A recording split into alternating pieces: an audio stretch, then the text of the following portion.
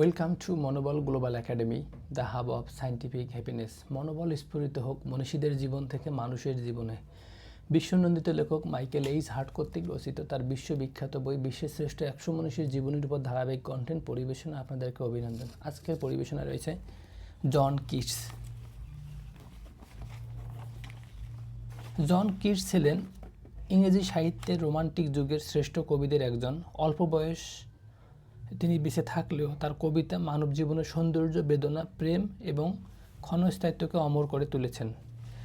1795 সালে 31 October London শহরে জন্মগ্রহণ করেন জন কিটস। ছোটবেলাতেই তিনি মা বাবাকে হারান, যা তার জীবনে গভীর মানসিক দুঃখের ছাপ ফেলে।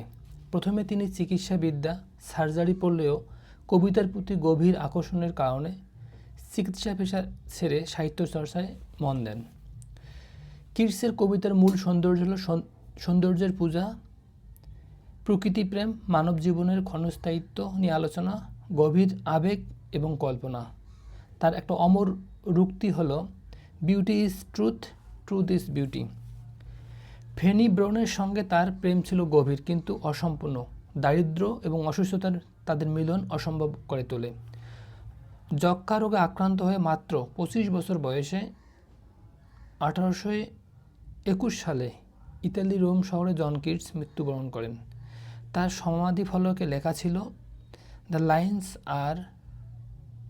Lines one whose name was writ in water, যার নাম জলের ওপর লেখা ছিল। আচ্ছা, জীবদ্দশায় অমূল্যায়িত হলেও মৃত্যুর পর জন কিটস হয়ে ওঠেন সৌন্দর্যবাদী দর্শনের প্রতীক, বিশ্ব সাহিত্যের অমর কবি, মানবিক বেদনা ও সৌন্দর্যের কণ্ঠস্বর।